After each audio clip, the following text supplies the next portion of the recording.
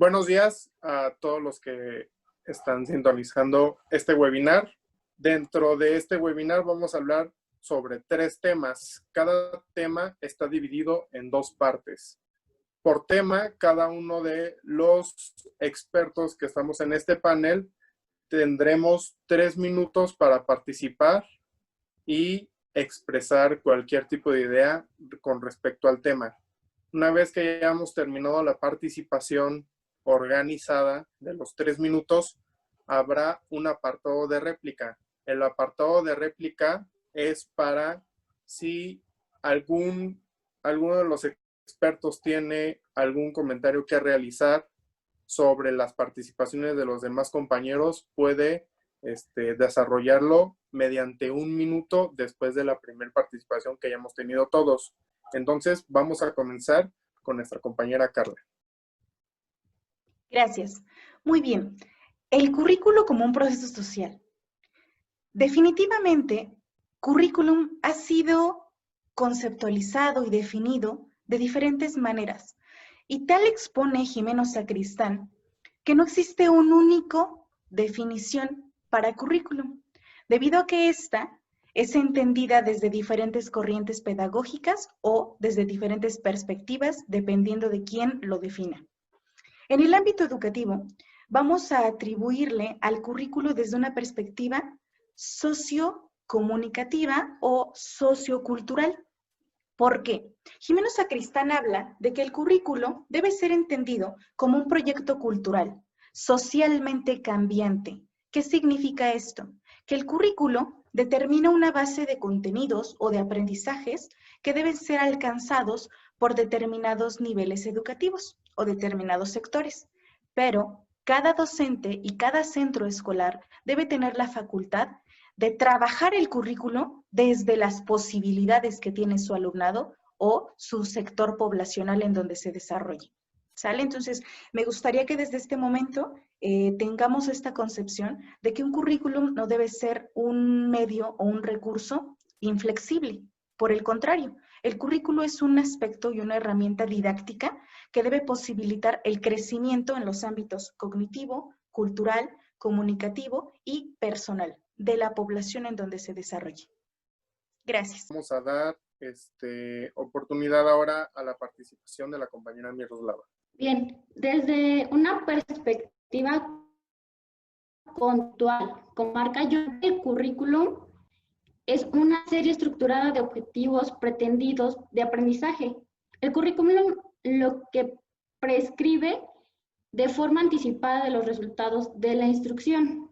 En concreto, es lo que pretende obtener a lo largo de un ciclo escolar, de acuerdo con cada nivel educativo, que son los planes de estudio, modelos, metodologías, procesos, entre otros, los cuales responden a propósitos y objetivos de los que se requiere lograr a través de contenidos y de qué manera se lograrán, para finalizar evaluando lo que se trabajó durante todo este proceso.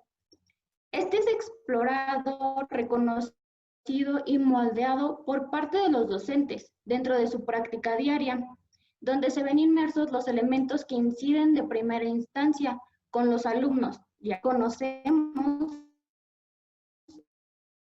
que dentro de los distintos, los cuales son ahí donde se hace énfasis en la comprensión. Analicemos la teoría como el currículum y la práctica como la realidad educativa para dejar ver y entender lo que sucede en los distintos contextos sin importar la diversidad, puesto que ésta se atenderá particularmente de manera institucional, cubriendo sus propias necesidades. Es todo. Bien, toca ahora la participación de la maestra Ana Lilia. Muy bien, gracias. Pues yo voy a retomar lo que Philip Jackson dice acerca del currículum. Se refiere al tema del currículum como un currículum oculto, como un mecanismo de adaptación a la sociedad, es decir, es una introducción a las exigencias de las realidades sociales del trabajo, donde señala que la multitud, el elogio y el poder se combinan entre mejor trabajo dentro de la vida del aula. Y formándose cada alumno y cada profesor para dominar y desenvolverse satisfactoriamente en la escuela.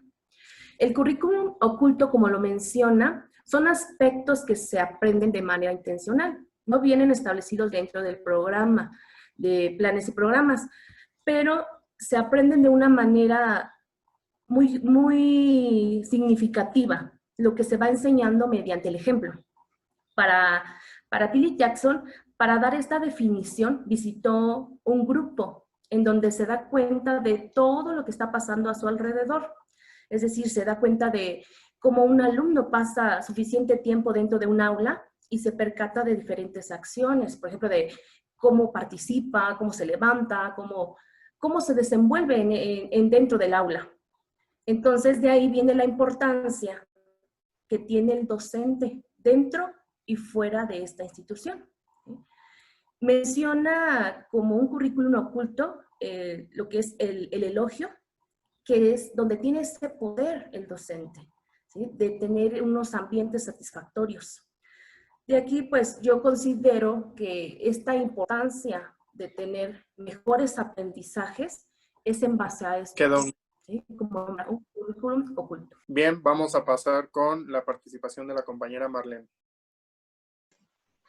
Bueno, pues a mí me llama mucho la atención lo que dice Eisner, que él maneja que la enseñanza es el conjunto de actividades que transforman el currículum en la práctica para que podamos producir el aprendizaje.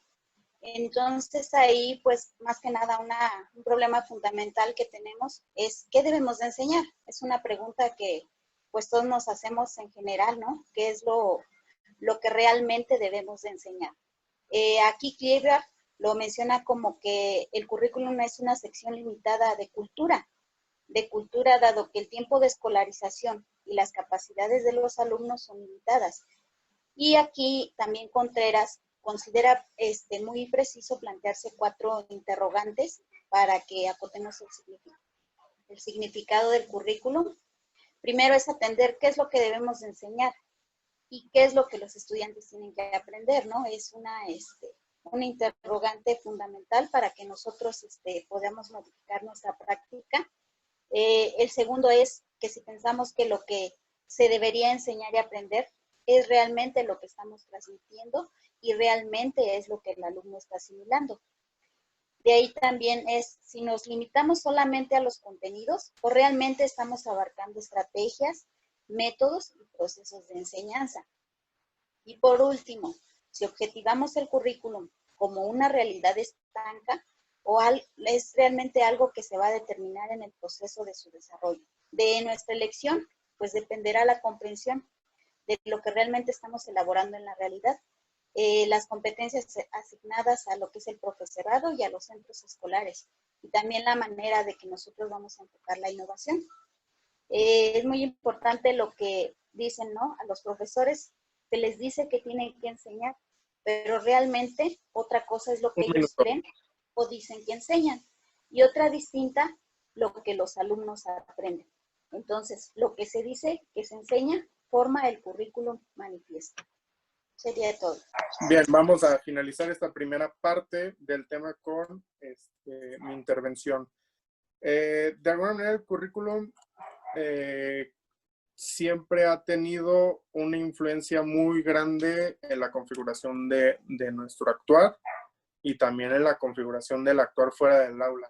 Si bien es cierto, el currículum es una parte fundamental para la creación de una cultura, yo lo vería más que es una influencia de la cultura hacia la transformación de una sociedad que necesita esa cultura. Desafortunadamente, el currículum, si bien los escuchaba ustedes, nosotros deberíamos o podríamos tener la libertad de hacer de este tipo de decisiones o configuraciones algo pues flexible en el que nosotros podamos tomar decisiones. En realidad no lo es, o por lo menos en nuestra realidad no lo es así. Desde que nosotros hemos entrado a una formación como docentes, ya se nos va orientando hacia un tipo de pensamiento, ¿no? hacia un tipo de acciones, hacia un tipo de decisiones, hacia que lo que está planteado en un plan y programas es lo único a lo que nosotros deberíamos de enfocarnos, y realmente el currículo no se cuestiona a sí mismo sobre las verdaderas necesidades en conocimiento, en habilidades no solamente intelectuales, sino personales, emocionales, físicas, de aquellos a los que estamos educando, inclusive también de nosotros como docentes, ¿no?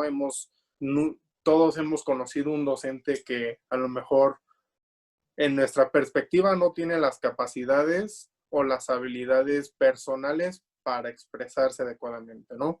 O para realizar algún tipo de acción. Entonces, el currículum es un concepto muy complejo y es fundamental y es esencial y siempre va a existir en la educación. Sin embargo, yo creo que si hay un estudio del currículum es porque de alguna manera su influencia o su capacidad de intervención ha mermado muchos de los objetivos que realmente la educación puede tener, ¿no?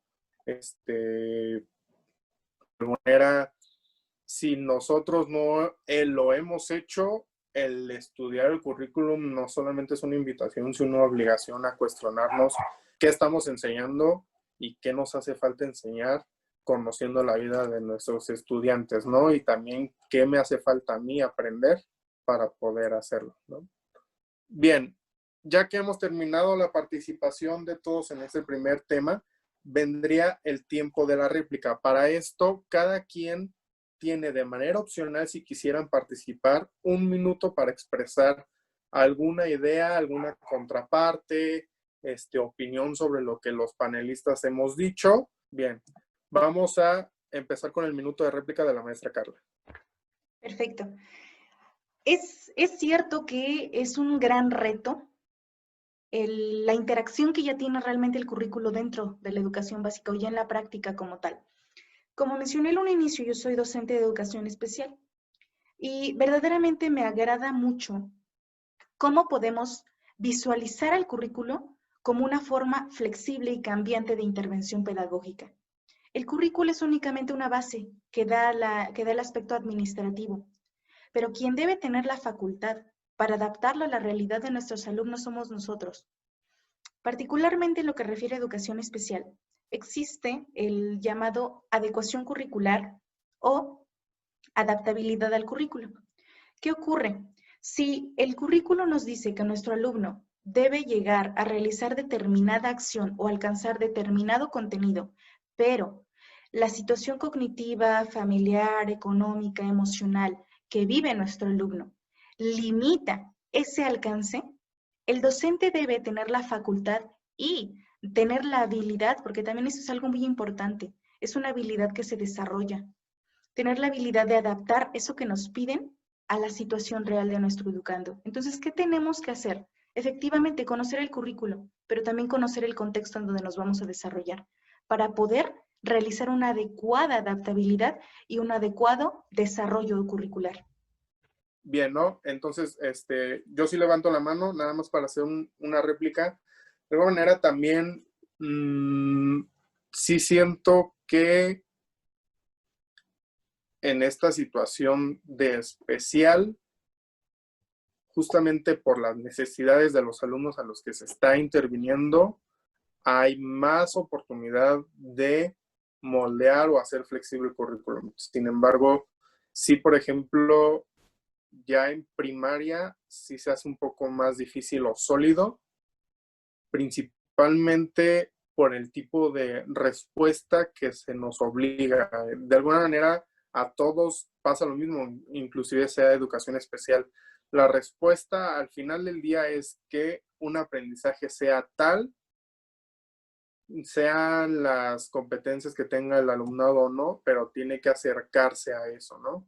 Entonces, es ahí el problema, o bueno, lo que veo como riesgo de ya tomar una decisión sobre realmente los educandos qué necesitan aprender, cuando muchas veces esas personas que configuran nuestra acción docente no conocen una realidad, ¿no?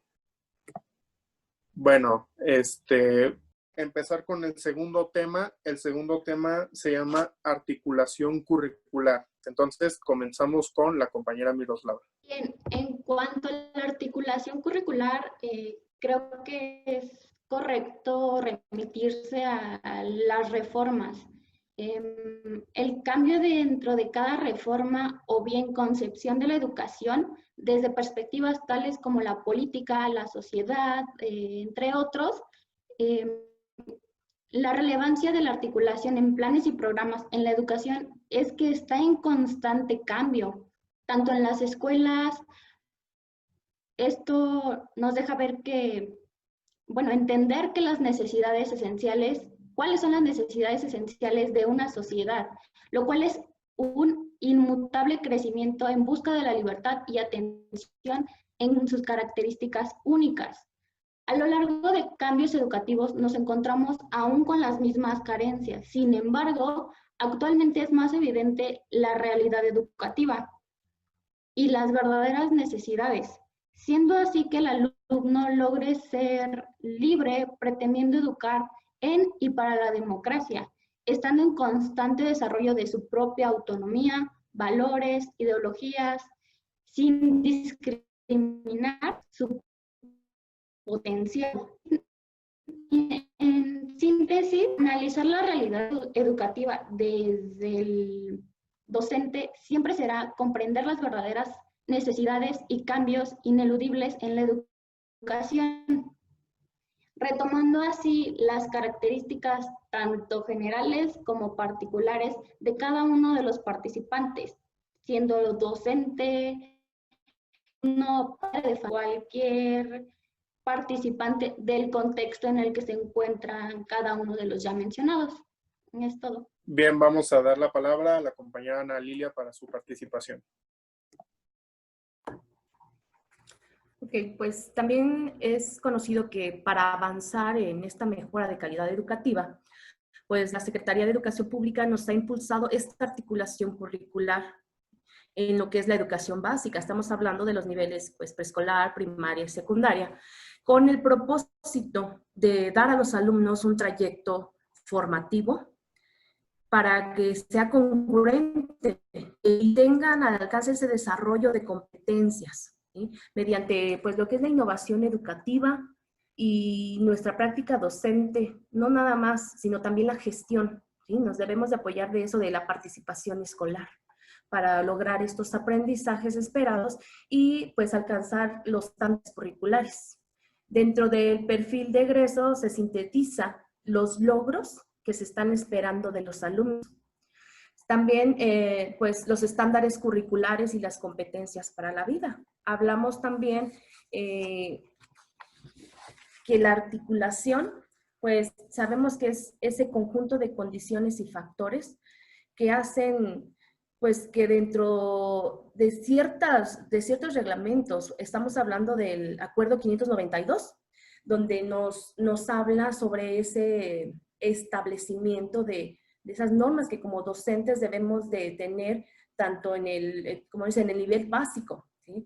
Tenemos un plan de estudios, en él nos debemos de basar, pero también debemos de fortalecernos para tener escuelas mejor preparadas. Pues hasta aquí sería todo. Muchas gracias, maestra. Vamos a continuar con la intervención de la compañera Marlene. Bueno, pues prácticamente las reformas educativas pues son parte de una política global con la que se pretende asegurar el futuro de, pues ahora sí que de las nuevas sociedades, en el que esas reformas nos obligan a modificar y actualizar normas, modelos organizativos y pedagógicos, así tanto las asignaturas y contenidos culturales. Las tenemos que modificar porque tenemos que adecuarlas a la realidad, no solamente tratar de implementarlas tal y como se establecen. Y pues también, como en nuestro caso, encontramos que tenemos diseñadores de currícula, autores y fabricantes de libros de texto, profesores que los desarrollan en la práctica y hasta evaluadores externos. Es por esto que los docentes, pues muchas veces entendemos poco de los problemas de un diseño general del currículum, y pues también los diseñadores podrían llegar a entender poco de lo que es la práctica. Esto lo menciona Jimeno Sacristán. Y nuestras políticas educativas, pues podemos entenderlas, como ya se mencionaba, bien como unas propuestas que nos ayudan a incidir en la construcción de una sociedad del futuro. En cada ideología y política se ve como un ideal el conjunto de las reformas que son las que nos van a servir de guía y garantía a los proyectos políticos. La mayoría de las veces, pues a veces las percibimos como promesas, porque pues en las reformas a veces se deslinda lo que se quiere, pero como bien lo manejamos nosotros, la realidad es muy distinta, ¿no? Entonces, sí son buenas siempre y cuando, pues también como docentes, nosotros las tratemos de implementar, pero adaptadas a nuestros contextos y a nuestras necesidades que tenemos dentro del aula. Sería todo. Muy bien, ahora comenzaré mi intervención. Yo creo que la articulación es una necesidad muy amplia en la educación. De alguna manera, el concepto de articulación viene de poder hacer un enlace entre diferentes objetivos como parte medular, y no solamente objetivos, sino también de alguna manera el tipo de pedagogía que nosotros debemos de realizar para lograr esos objetivos. Si bien es cierto, cada objetivo puede verse de manera individual, la forma para llegar a ese objetivo es muy importante. La articulación debe de verse más, no solo en lo conceptual, sino en la acción, ¿no? En lo que nosotros debemos de realizar para hacer la articulación. De alguna manera, si en el currículo lo menciona, lo hace ver como un concepto y como parte de algo que nosotros estamos haciendo. Sin embargo, en la actualidad es complicado que se haga, principalmente porque inclusive de nivel a nivel el tipo de pedagogía es muy diferente o es muy diferenciada y no se le da una continuidad desde conceptualmente en el currículo. Ya después viene la responsabilidad que tenemos como docentes para investigar resultados y procesos de nuestros alumnos cuando pasan a otro grado, que si se hacen o no las fichas descriptivas, que si las leemos o no, que si las hacemos con la información verdadera o no. Esa responsabilidad ya va de cada quien. Sin embargo, la realidad es muy compleja. No creo que no se pueda realizar una articulación. Creo que es una necesidad muy grande y creo que necesitaríamos trabajar enfocándonos a eso, pero en la actualidad, aunque se maneje como un concepto, yo creo que de manera operacional no está bien definido, ¿no? O sea, si vemos muchas diferencias entre cuestiones de orientaciones pedagógicas en un nivel a otro, por ejemplo, en ciencias, por ejemplo, en geografía, en español, ¿no? Son diferentes paradigmas, entonces, pues eso va a cortar, ¿no? Finalizo con esto mi intervención y le doy la palabra ahora a Carlita. Gracias, profesor. Totalmente de acuerdo.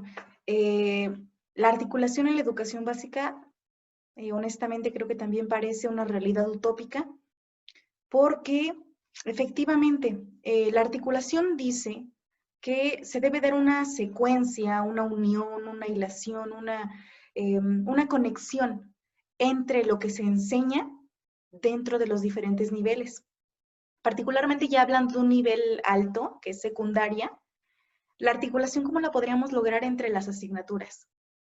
Entre español, entre historia, entre geografía, entre artes, entre las diferentes asignaturas, porque la articulación no nada más promueve entre niveles, es decir, de preescolar a primaria, de primaria a secundaria, no. Es dentro de un mismo nivel también, cómo hacer que el alumno, algo que está viendo en español, pueda servirle para artes, pueda servirle para matemáticas, etcétera. Eso es lo que busca la articulación. Entonces, ¿Cuál es nuestra tarea? O sea, si ya sabemos qué es lo que necesitamos, ¿qué debemos hacer? La respuesta nuevamente va a la observación. ¿Qué necesita mi niño? ¿Y qué puedo hacer para que haga lo que necesita? En este sentido, debemos recordar que la Secretaría de Educación Pública promueve o demanda que el docente desarrolle o busque que los estudiantes desarrollen competencias. Estas competencias son las que pueden promover esta articulación. Entonces, ¿qué es lo que necesitamos nosotros? Buscar alternativas de enseñanza que puedan permitirle al alumno conectar ideas, que lo que está aprendiendo en español puede servirle en matemáticas, y que lo que aprendió en matemáticas no nada más le va a servir para la asignatura, no nada más le va a servir para obtener una calificación aprobatoria, sino le va a servir a lo mejor para el día de mañana cuando vaya a comprar algún producto y pueda realizar la operación y saber cuánto necesita pagar, cuánto le van a regresar de cambio, cuánto va a necesitar para comprar algún otro producto. Entonces, es lo que necesitamos hacer de la enseñanza real, hacer que la enseñanza vaya al hogar, vaya a la sociedad. No nada más seguir enseñando para obtener una calificación aprobatoria, sino enseñar para obtener una calidad de vida y una educación que sirva en su vida social. Bien, con esto terminamos las participaciones guiadas. Sería el momento de réplica. Si alguien quiere realizar alguna réplica, puede levantar la mano. Bien, vamos a dar la palabra a la compañera Miroslava. Recuerda que tienes 1 minuto con 30 segundos para realizar tu réplica. Y comienza. Ok, pues retomando la participación de la compañera Carla, considero que tiene totalmente la razón. Es como no precisamente la articulación dando secuencia entre niveles, sino entre el mismo nivel. ¿Cómo concretas o haces que este nivel no se pierda y se vaya tal cual para el siguiente nivel, sino como ir dejando? A lo que a mí respecta, creo que en preescolar se rescata mucho esto. Se trabaja cada campo formativo de manera transversal, es decir, trabajamos tanto lenguaje y comunicación junto con pensamiento matemático, y es ahí donde muchos docentes, creo, en primaria y secundaria, llegan a conflictuarse, porque es decir, en primaria o en secundaria, ¿cómo atiendo esto? Pero es parte de lo que se trabaja en preescolar, proyectos, no sé, cómo trabajar la convivencia, la sana convivencia a través de, no sé, organización. Esto se puede plantear desde ideas como, vamos a hacer una fiesta. Ahí los niños pueden comer entre todos, pero de manera sana, que es de gusto para todos. Bueno, básicamente yo siento que además de articular todo, es de trabajarlo de manera transversal, a través de proyectos. Así los niños atienden diferentes cuestiones mediante algo que fue significativo para ellos. Es básicamente todo. Bien, ¿alguien más quiere realizar alguna réplica? Bien, vamos a darle la palabra a la compañera Ana Lilia. Ok, gracias.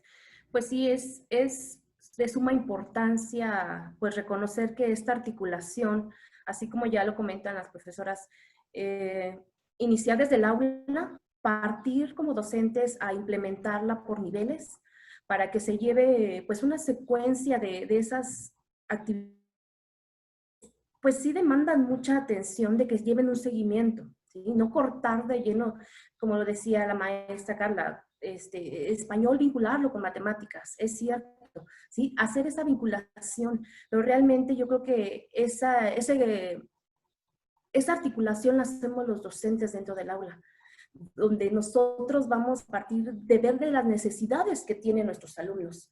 Nuestros alumnos nos van a decir, de cierta manera, cómo es que debemos de articular esos conocimientos para que ellos ahora sí, nos lo dice nuestro plan, desarrollen y al final de cuentas que queremos lograr en ellos, ¿sí? Pues con eso quería terminar, maestro. Bien, muchas gracias. ¿Alguien más quiere realizar alguna réplica? En lo que es el área multigrado, pues también es muy, común lo que es la articulación, ¿no? Porque pues de alguna manera un mismo tema lo tenemos que adaptar a diferentes niveles de la educación. Entonces, esta articulación, pues no nada más es, como lo dicen bien, de preescolar, primaria y primaria secundaria, sino que también en las áreas multigrado, bueno, en los grupos multigrado, se puede, de alguna manera, podría ser también un arma de doble filo. Entonces, sí tendríamos ahí que trabajar mucho en cómo lograr que ellos logren ese aprendizaje. Viéndolo desde, bueno, yo en mi caso en CONAFE tengo desde primero hasta sexto grado, entonces sí es muy, es un poquito complicado, pero sí es algo que se logra dentro de la educación. Bien, muchas gracias. Vamos entonces ahora a comenzar con el último tema de discusión. El tema es modelos educativos, inclusión o exclusión curricular. Para esto vamos a empezar con la participación de la maestra Ana Lilia. Bueno, pues vamos a referirnos un poquito a lo que nos plantea la UNESCO, ¿sí? Nos menciona la transferencia de la inclusión desde instancias internacionales, que es orientada por documentos como las directrices sobre políticas de inclusión en la educación, las cuales nos plantean que pues, la inclusión tiene como destino alumnos vulnerables, con especial interés en la diversidad socioeconómica y en menor medida, lo que es sexual, religiosa, lingüística o étnica, y que está presente esto en todos los sistemas educativos, para que todos aprendan de una misma forma en una escuela y en el mismo salón de clases. También nos argumentan razones sociales y educativas sobre la inclusión. Estas son asociadas a la tolerancia y no a la discriminación. La convivencia en la diversidad, en la atención de sus formas de aprendizaje. También, pues, esta transparencia desde las instancias internacionales nos plantea como una alternativa la educación intercultural bilingüe para que la niñez indígena en educación básica y en otros grupos vulnerables, por ejemplo, los niños de familias jornaleras migrantes, o a través de posturas básicas, pues se les dé esta modalidad general, ¿sí? A grandes rasgos, pues nos plantea ser, dentro también de nuestra aula, ser accesibles y focalizar nosotros esos puntos donde propiciemos la inclusión. Bien, muchas gracias. Vamos a continuar con la participación de la compañera Marlene. Bien, pues tenemos diversos modelos educativos aquí que nos ha presentado la SEP como una manera o método para poder abarcar todos aquellos ámbitos escolares que existen en nuestro país. Estos modelos educativos, pues muchas veces no necesariamente, digo, en CONAFE se manejan varios debido a que le dan ahora sí que el acceso a aquellas comunidades que se encuentran muy lejos, ¿no? Pero en lo que eso se ve, pues también es muy común. ¿Por qué? Porque tenemos niños con esas capacidades diferentes que nos llevan a nosotros a hacer un modelo educativo para ellos. También esto tiene que ver mucho de la mano, yo creo que con lo que es la cultura que tenemos en México, y sobre todo la educación en casa, ¿no? Es algo que debemos de trabajar constantemente con los padres de familia, con los niños, porque pues muchas veces hablamos de inclusión, ¿no? Y hay niños que pues realmente tienen valores muy, ¿cómo se diría? Muy, ahora sí que muy comprometidos con ellos, y tienen esas habilidades y ese ser de dar a los demás, de apoyar a los demás. Pero también vemos a la otra contraparte, que es todo lo contrario, ¿no? Niños que pues están acostumbrados a que se les da todo, a que quieren todo como ellos los papás les dicen, y pues tenemos ahí algo muy grande que trabajar en lo que son valores en casa, para que esto se pueda llevar a cabo dentro de nuestras aulas, dentro de la escuela. Vamos ahora a continuar con la participación de la maestra Carla. Perfecto. Debo ser muy honesta. En este tema de inclusión o exclusión escolar a través de los modelos educativos, actualmente me siento con mucha esperanza y sí me gustaría reconocer que en lo que refiere al diseño de modelos educativos, estamos en un muy buen camino hacia la transformación y la inclusión escolar. Como bien sabemos, la pedagogía que rige el actual modelo educativo es no dejar a nadie afuera, no dejar a nadie atrás. Es basar una educación en un principio de inclusión. Y debo ser honesta, en lo que refiere a articulación, a plan y programas y a lo que es como tal el diseño curricular y el diseño del modelo, se nos están dando herramientas para poder promover esta inclusión. Me gustaría hacer un pequeño comercial en relación a este libro. No sé si se alcanza a ver, ¿se corta? No, bueno, es uno de los libros de aprendizajes clave. El título completo es Aprendizajes clave para la educación integral, estrategia de equidad e inclusión en la educación básica para alumnos con discapacidad, aptitudes sobresalientes y dificultades severas de aprendizaje, conducta y comunicación. Este libro, tengo entendido, fue repartido a todos los sectores, pero especialmente en educación especial, valga la redundancia, tuvimos una capacitación un poquito extensa en los CETES que tuvimos dentro de nivel presencial para poder trabajar esta herramienta. En este libro se da una nueva perspectiva de planeación. Se le llama enfoque DUA. El DUA se le conoce como diseño universal del aprendizaje, que significa que cada ocasión el currículo, cada ocasión el docente debe promover actividades en donde todos quepan, en donde una actividad que yo estoy pretendiendo que mi alumno lea, pero a lo mejor en mi aula tengo alumno ciego, tengo un alumno sordo, tengo algún alumno que no ha desarrollado esta habilidad, mi actividad o mi diseño pedagógico debe permitir que todos los alumnos puedan alcanzar el contenido en la medida de sus posibilidades. ¿Qué significa? Que si yo quiero que lean y a lo mejor tengo a un alumno ciego, Un minuto. yo puedo proveer en mis materiales algún recurso que cuente con la dactilología, que cuente con esta escritura braille. Que si tengo a lo mejor un alumno que no ha alcanzado el contenido y yo quiero que lea, la adaptación puede ser que yo le lea. Sigue siendo que el alumno está leyendo, pero con otra modalidad. ¿Sale? Entonces, el DUA busca esto, que el docente pueda dotar de estrategias o su aula cuente con diferentes estrategias para que no haya cabida a la segregación. Que los alumnos puedan acceder a los contenidos desde sus propias facultades y posibilidades. Bien, vamos a finalizar la participación con la compañera Miroslava. Al modelo en el sentido de la escuela y el docente. De acuerdo con Santos Guerra, nos menciona que la escuela no es un conjunto de clases particulares simultáneas, sino que es muchísimo más.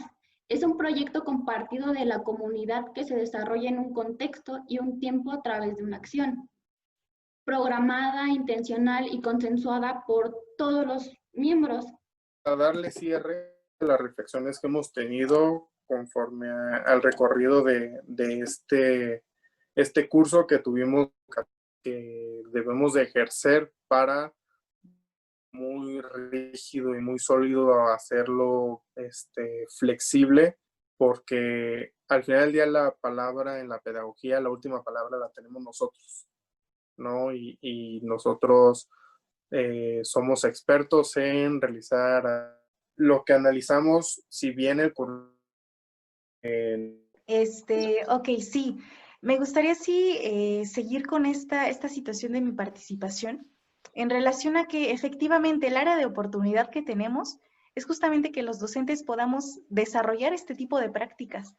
¿Qué falta? Muy probablemente lo que nos falta es esta situación de gestión, de búsqueda de espacios en donde se nos pueda capacitar. Porque si bien la situación administrativa nos dice, docente, tú tienes que hacer de tu aula un aula abierta, pero si no sabemos cómo, ahí es en donde entran estos conflictos y contradicciones de lo que se pretende que se haga y lo que realmente se hace. Entonces, estamos en un espacio, en un momento educativo, que podemos transformar la práctica. Estamos comenzando a dotarnos de estrategias, pero aún falta mucho por trabajar. Y creo que valdría la pena esta situación de que el docente sí tiene la facultad de poder adaptar, pero también es importante reconocer que para que el docente pueda adaptar, hay que enseñarle a adaptarlo. Pues muchas gracias, profesor. Bien, con esto concluimos el panel. Un servidor les agradece mucho su atención. Esperemos que estas reflexiones les hayan ayudado mucho. Espero que estén muy bien y un gran saludo.